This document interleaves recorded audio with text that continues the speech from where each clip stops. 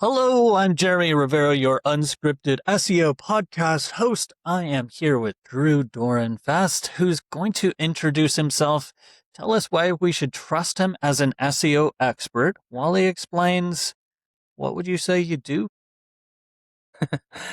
So I haven't been doing it as long as you, so I'm a little intimidated, but I've been doing it for about a year. But I've been really amazed by the results I've seen with the clients I've been working with. But I have a company called Magnet CRM. Basically, the long story short is that I'm a video editor by trade in Hollywood, working with like biggest brands, biggest studios, Netflix, Apple, Warner Brothers, all that, doing trailers and promos and sizzles and all that, digital ads for all the movies and TV shows that you know and love. And I've been doing that for many, many years. And then almost a decade ago, I went freelance. And, when you're a freelancer, you're essentially your own business, working with different companies for different lengths of time, whether it's a month, whether that's 6 months. And you're always kind of hustling for that next opportunity and figuring out your scheduling. And then 3 years ago, I formed my own LLC to really take on clients directly instead of being a freelance employee. If a client wants to work with just me, I'm the vendor. They can do that. And then, you're officially your own business. You're paying your own taxes, like a business, all that. And that's really where the rubber meets the road. And getting new clients I found was challenging, especially as trying to get clients outside of entertainment. Be like, hey, I could do video editing for you, whatever, video content, videos everywhere. And a lot of businesses I reached out to were like, we don't really do video. We don't even know where to start with video. And I kind of figured out pretty quickly, or after months of trying, that not every business needs a video in the same way a movie or a show needs a trailer to really sell it, to market it. And so I really started thinking, like, what does a business need that's not just like a nice to have, it's like an essential. And that's where I really learned about, or like leaned into, reviews. Anytime I'm making any purchasing decision, whether I'm on Amazon looking at products or services like a plumber, weighing one against the other, reviews can be often the deciding factor. And I was like, okay, how do I help businesses get reviews? And then that led me kind of to SEO. That reviews really supercharge SEO. If you're just looking for a service type, for instance, plumber again, whoever has the most reviews, the most recent reviews, is often going to be near the top, especially if you're apples to apples. If you're comparing one that's been in business for 15 years in your area against another that's been in business for 15 years in your area, that might be the deciding factor. So I started really deep diving in SEO and learning it. I applied it to my own business, to my LinkedIn, to my website, and it really started to work to get clients. I kind of stopped doing outbound because I started getting inbound requests. And I was like, this is great. Maybe I can help other small business owners I know with their SEO. And I just offered my services for free to some really close friends at first. And, SEO takes time. They were like, do whatever. Here's our Shopify site. Here's our WordPress site. Like, I trust you, which was great.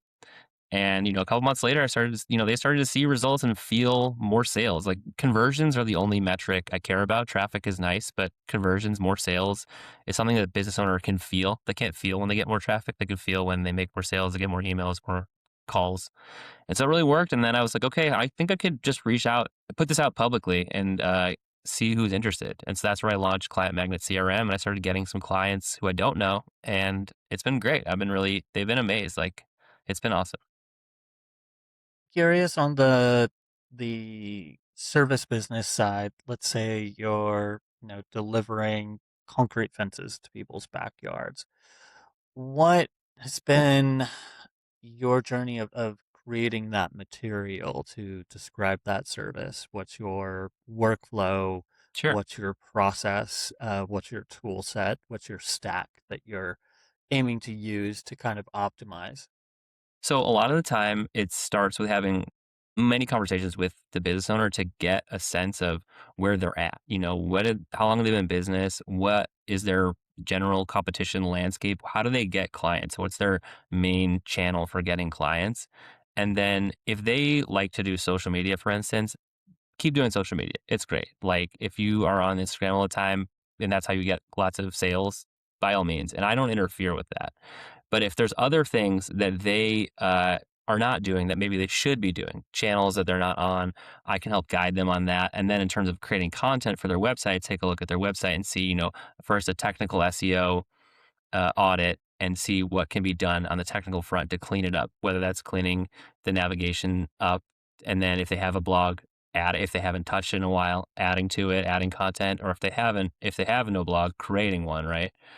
And then it's a matter of doing lots of research, right? Like it's deep diving and doing research. I use Claude a lot in terms of tool stack and ChatGPT to do research and help, what is the landscape for this? What is the keywords that I should be targeting, or where am I, what long tail keywords should I be looking at? And then it's, going back and forth. Clients can be as involved with the process or uninvolved as they want. Like I want one client is just like, I don't want to know. Like, just do I trust you? That's great to have that trust. Like, just write whatever you want. And I don't, I'm not going to redesign their website completely. I find like stylistically, it doesn't matter. If it's horrible, like if it's got lots of problems, then yes, it should get cleaned up. But if it's a functional website and it works and you're getting conversions, then you just need to optimize it more than redesign it. So then they don't, everything looks the same on their end.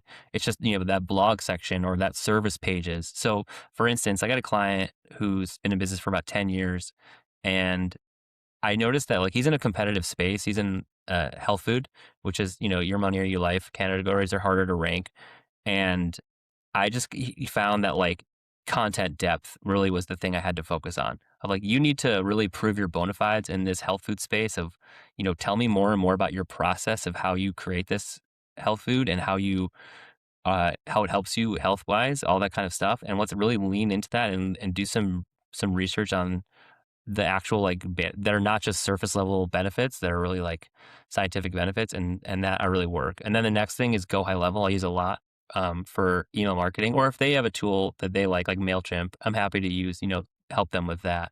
But I use go high level to do like a lot of automations to build, for instance, like email automations for those, like said, those getting those review requests if they finish their service or complete a service or they make a sale, sending that automatic thank you email with a Google business profile link to leave a review. They don't have to do it. It just runs on autopilot. So that are like those are the main tools I would say. Yeah, I think looking for soft conversion points is often overlooked. There are many people who are like, "Oh yeah, we need to hammer home, buy this now, buy this now." But I like to pair my conversion points and have it an easy one and a hard one. You know, and Yeah. like I did, I worked with a company, um, and we got some special expensive consulting done for conversion rate optimization.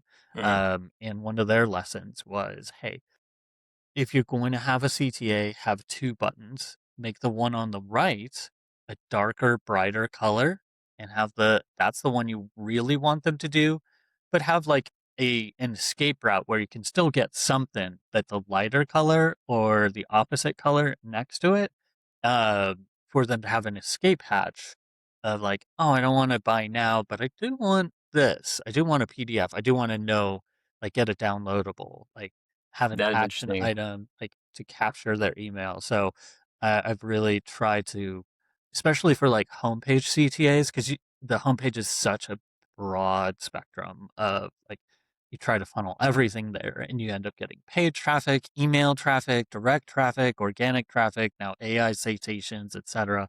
So it's such a wild west. So, if you hit just one CTA as the hero, you can often miss the opportunity of, hey, there's a second, like, it's in the hero. And yeah, if they really need your service right now, they want to buy coins online right now, then they'll do it. But if they want to know more, hey, More what's the cost information. of learn more about, dangers of buying bad silver. I don't know. I'm not a Yeah, numerologist, but I think businesses get really in the weeds and think that people are going to read every single paragraph and every single line that they write on their website. So they kind of treat it like this thing that's behind glass. And it's like, it's a beautiful website. I don't want to mess with it. Someone helped me design it 10 years ago. And I really thought about the wording. And it's like a website should be this ever evolving thing, especially if you're not getting the optimal conversions, that you need to make tiny micro adjustments in the content, in the copy, because people are just going to scan it really quickly. They're going to read it for 30 seconds and then they're going to bounce. So it's in that is really where the trailer editor mindset and my career leading up to this is really where like they come together because you're condensing something that's complicated and unwieldy and takes a lot of explanation down to just 3 sentences. Like how can you make it so crystal clear and appealing to somebody and capture their attention so that they don't disengage, so that they either stay on the page or they start to go toward that conversion, toward those money pages. And that is really what I've been really effective at seeing these small businesses for like what they could be that they maybe aren't quite at because they think someone's going to really like scan all of the details on the page. My friend Matt Brooks of SEOteric says that ChatGPT is our least trained but most popular customer support representative. We saw announcements this morning from Google and far and wide, whoever got to break the news first got the SEO benefits of it, that we seem to be getting new data from Google about AI visibility from their LLM tool and Google Search Console. Of course, they were forced into it because Bing Webmaster Tools had announced, and Fabrice Chanel had kind of pushed and goosed the Google to actually start to do something about giving us more data about what's going on with this visibility. Mm. Um, as far as AI and LLMs as a traffic channel, well, or a discovery channel method. What's been your experience with it? I know you said, it's part of your workflows, it's part of my workflows, but on the flip side on that, what's been your experience? I just had a great conversation yesterday with Grant Simmons, legend in SEO, talking about entity SEO and optimization, making sure that you're understood. What's your understanding of the shape of things on that side, and how do you treat it as part of your consultation? I think that's right on. Entity is super important. It all goes ties to authority. Like that's how I think of things. If you, for instance, like in health food, if that's your land that you have to attend to, then you got to make sure that you know all the angles, that you have every aspect of that covered of how it can benefit somebody. So, for instance, I have a client that's in financial services. They do taxes and they're in California. They also have an office in Nevada and Las Vegas. And so we started creating content that really is hyper specific to the area of California tax code versus Nevada tax code and gambling taxes and tips on and overtime taxes for people who are in the service industry in Vegas. And the key to all of this, especially to get cited, is to cite your sources, to point to Google, this is where I got this information. And it could be IRS.gov. It could be some other tax firm that did some of this research that has their own sources. And if you could hyperlink to where you got your facts and your figures or what you're citing, then when those crawlers come and they check against, your information, they see the source, then they can verify if that's all verifiable information. Then they go, okay, this is legit. This company is legit. They've been around for 10 years and they have lots of good reviews. I'm going to treat this as a good source. So like that gambling uh, taxes blog post, as soon as we put that up, oh my God, they ranked super quickly because it was like cited sources. People are like want to know this information who are gamblers who want to know how to do that on their taxes. And same thing with like anything related to the tax code. So we did one for the same client about student loan interest deduction. Like you get interest on your student loans and you can deduct some of that money on your taxes, and cited our sources, put that up. It gets all of these things are getting cited by ChatGPT, all the LLMs. And then that post literally within like 2 weeks was ranking page one above IRS.gov. It was amazing, like above H&R Block and above TurboTax. This is small tax firm in Los Angeles and Las Vegas, and now it's like ranking above these national brands because that content depth just isn't there on some of those other sites. And Google's like, this is a very well researched. I have the tax professionals read these posts and really fine tooth comb and go, is it accurate? And they go, yes, this is all accurate information. This is great. And so it ranks really high, and it brings them lots of traffic, and it establishes them as an authority. So then ChatGPT and all these things go, okay, this is an authoritative business with authoritative content. So that is really, I feel like, the key. And it's hard because, again, like if you're in a competitive category, it's harder to get in those citations, but it can be done if you're just, I think if you follow the steps and you really, are backing up your information with verifiable data. When it comes to entity optimization, a lot of people forget that a lot of people, a lot of SEOs are lonely and sitting behind the computer and forgetting there's a bigger, broader world. Have you done anything that bridges the gap between IRL and digital marketing? Um, I've set up things like a community cleanup for, a data center power system, where they want to be green. They're LNG based and they want to show they give back to the community. So organizing a trash cleanup or two in the communities nearby actually spread a lot of goodwill, where usually, people have the opposite opinion of data centers in general. So being able to be out there and say, hey, we're doing good in the community, want to clean up, want to have clean power and energy. So we're going to clean up your park too, was a goodwill effort for that. Have you um, leveraged IRL stuff or have other things that you talk to your clients and try to get them to do to show their business is more than just a page online? Yeah, absolutely. I mean, like I said, so the health food one, he used to do farmers markets every weekend. He's one of my good friends. Our daughters are really like best friends, and you get that free sample at the farmers market. He gives the free sample, and then you take, do you want to buy a bag? Yeah.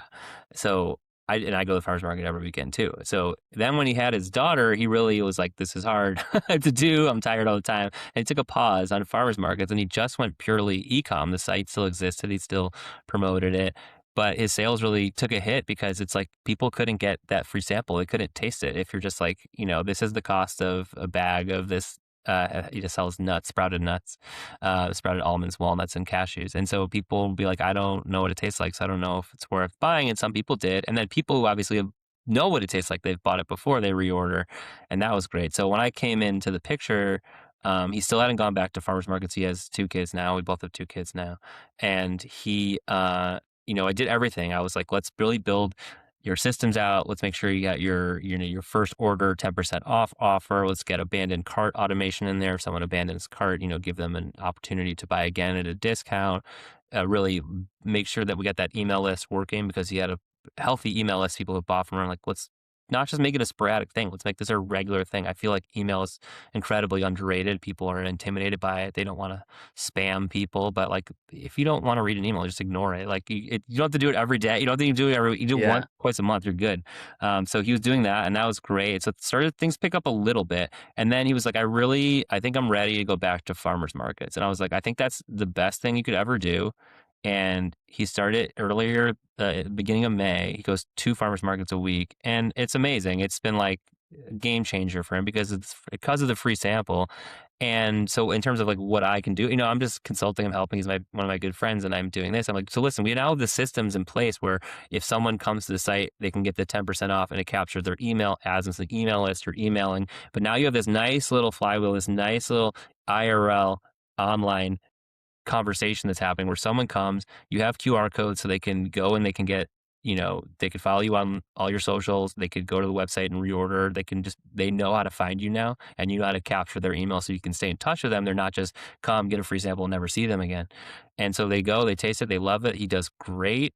And it's like been a complete game changer. So those are one of those things where it's like, okay, some things are really hard to sell online, especially food, if you don't know what it tastes like. So that was pretty exciting that he's back into it. It's going really well out the gate, and I'm like, you should double and triple down on this to see if like you can get another person to help you out, do other farmers markets. But like this is really really working for you. And now in terms of SEO, I'm adding content to get him ranking higher. It's a harder category, but in terms of the people who've bought from him in the past, that's often the best. Like the places that are local, you want that returning customer rate to increase. You want people who've bought from you to Yeah. not forget about you. And that is what SEO I feel like can do the best and is actually really underrated is yes, it's all about finding new customers, but don't forget about the old customers because they might be forgetting about you if they're not on social media, if you're not emailing them, if you're not surfacing on page 1 and 2 or on ChatGPT, like those, if you've bought from the past, they know that and they'll help surface you. I think organic optimization should be viewed as much about audience acquisition through multiple different channels and for long through sustained period of time. Like there's so much of SEO that I did in 2010 to 2020 that we could just fish for so many new folk coming in. And I embarrassingly, I remember this deck where I added a slide looking at Google Search Console and I said, I don't care about our branded search. I only care about non-branded queries and terms. That can't survive as an SEO practice anymore. Like you have to care heavily about your branded search. Unbranded too, but Is you building know, a it's brand. And that same yeah. thing, that same health food client, his brand is called the Sprouted Nut Company, and he got very obsessed with the fact there's another Sprouted Nut Company. They have an almost identical name that's in Florida that does they make nut butters. They don't sell like the nuts like he does, and he doesn't sell nut butters. I'm like, dude, no one's gonna get confused if they're trying to find the nuts and they type in. First of all, like less people are doing that branded search than you maybe think, and just do what you do really well. And you're a competition of people who sell sprouted nuts that don't have the same name because people are just going to type in sprouted almonds and they're going to look at living nuts or healthy nuts or whatever. And the branded search doesn't matter as much. Now, once he's figured that, he's gotten over that, which is good because he's like, things are well, go working at the farmer's market and I don't make nut butter, so I don't have to worry about that one. I'm like, but at the same time, like you're building your brand name is important. So you don't want to change it completely because everyone who knows you as this, if you switch it to something else just to be unique and original, you're going to lose that juice that you have. Yeah, yeah. There's been a couple of folks that I've talked off the edge of like, "Hey, I want to rebrand. Like, I want to rebrand because I'm not showing up for the keywords that I want." Or, Right. I've done so many different things on my site. I think Google doesn't understand. Yeah, well, the Google's not going to understand your new entity at all either. So, like, just use the equity that you have and just refine it. Let's go back. Let's expand it. Let's improve it. For for Pete's sake, I've done 3 different consults where Google literally could not understand that they were a brand. One was savefryoil.com. His brand's Save Fry Oil, so of course the query is like about saving fry oil. So we had to work. I'm like, okay, well, what are you telling Google about yourself? Like, what's your about page look like? Like, I don't have No, that's my number one piece of advice. Have an about on. page, make Have it an good. about page. Make it your entity home. Then Yeah. we established a third party podcast, Restaurant Talk by Save Fry Oil. Got some restaurateurs to talk to other restaurateurs and build, get links from their top tier sites, from podcasting, transferring that authority, visibility. Oh, boom, there we go. An about page and some, links to that about page Yeah. made a huge difference. I'm sure, yeah, if you're starting from kind of nil, if we're just broken, like doing the minimum basic stuff is going to make a difference. So that's like the free advice you can give any business that if they're willing to implement it themselves, like have an about page, have internal links, have a really clean navigation system, and that will help you just get off the starting line. But, once you get into like things are pretty good and we have a competitive category, then they have to do the magic. You have to go in there and make, consistent effort. I talk about like building things brick by brick. It doesn't happen overnight, but hopefully you see that compounding results and it takes a lot of time, but then hopefully it just works like a flywheel and it just works and works and works and gets faster and better and easier when you do post content for that to rank.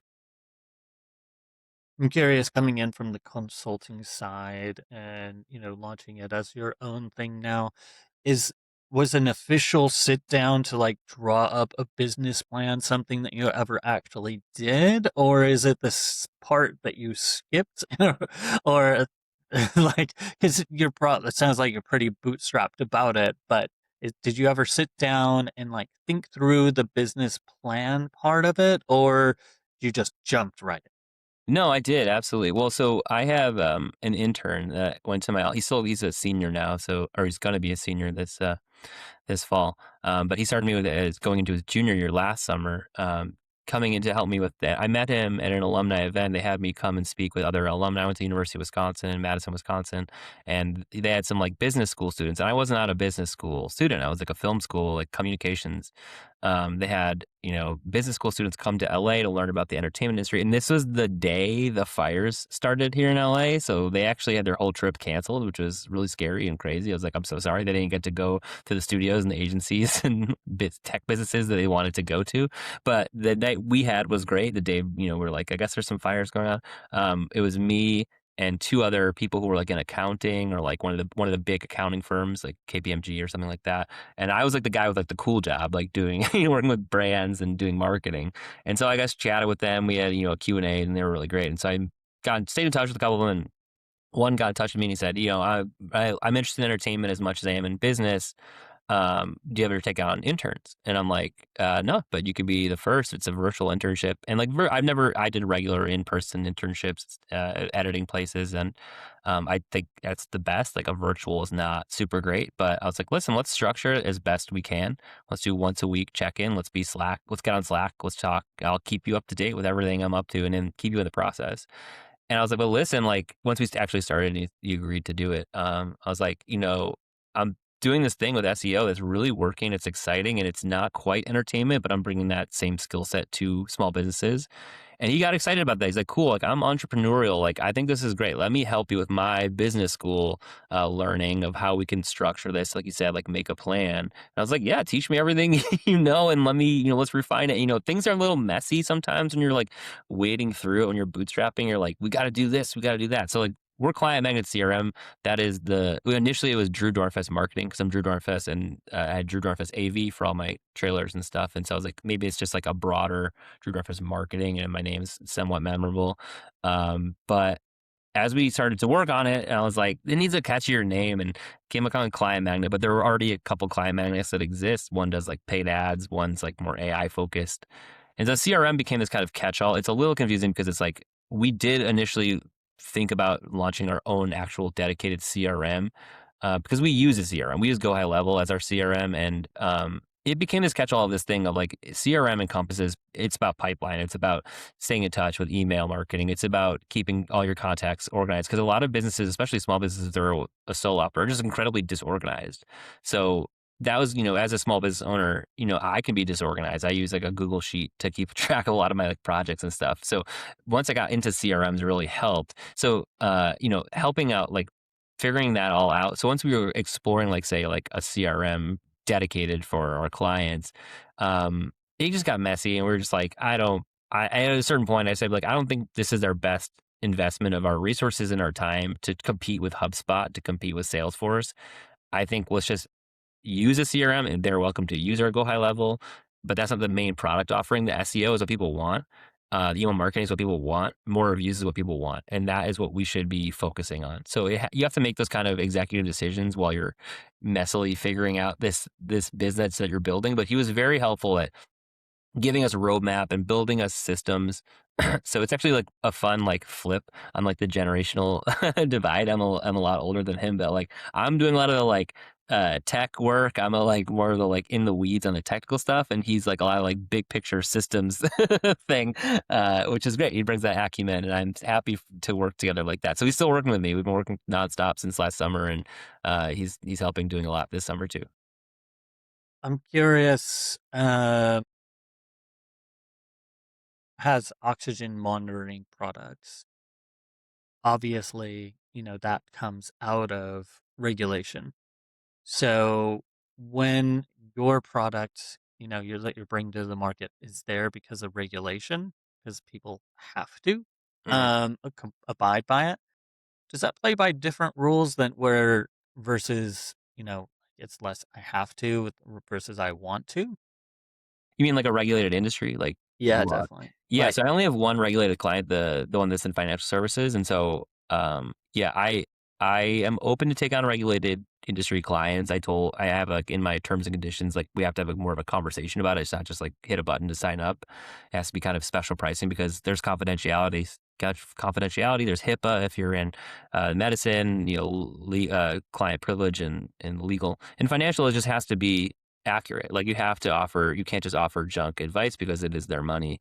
In taxes is cut and dry. Like you have clear tax codes. They run a very clean, like by the books business, but they know the tax code. They know where the deductions are. And so they're really, that's why every piece of content, everything that I create for them, I make sure that they review it first because I don't want to get it wrong. I don't want to put something else that's out there, especially, and same thing with health too. Like, if it's something that's like health benefits, that's another thing where it's like, does this seem, you would say, accurate? I was like, are you the one that's a health food client? I'm like, are you organic? And he was like, well, organic is, a special designation that you have to meet certain standards. He's like, we're all natural. He's like, we're as close as you can get. And he's like, no, but I would not do that. Like legally, it's not right. And I'm like, okay, that's fine. Like, that's all kind of stuff like that. That is critical to get in the fine details and really like make sure that the stuff that you're doing is by the book, because this all is new to me. Like I, as in someone who came from the creative field, like you have a movie, it can be a crazy R-rated comedy, you can have crazy R-rated conversations with your coworkers about it, but like you're just trying to make something really cool or funny or exciting. And this is all, regulated industries, all this kind of stuff is new but exciting, because it's bringing that marketing to a business that small business owners just focusing on every day. Like, I just want to stay in business one more day, right? And for someone who's coming in, it could take a more of a fuller, like bird's eye view of it. Can go like, okay, well, I see you're doing this really well, and what about this? Have you thought about this? And they go, oh no, I never thought about that. As a kind of wrap up here, give a shout out to where people can find you if you have any particular resources. If you're on a social media channel in particular, where people can ask questions, get more information from you, and what you're working on. Of course, yeah. So my website is clientmagnetcrm.com. All my socials are at Client Magnet CRM, and you can follow me on LinkedIn, just personally, Drew Dorenfest. I'm happy to connect with anybody. I'm doing more podcasts and stuff, and yeah, I'm pretty easy to reach. Thanks so much for your time, Drew. Great conversation. Thanks, Jeremy.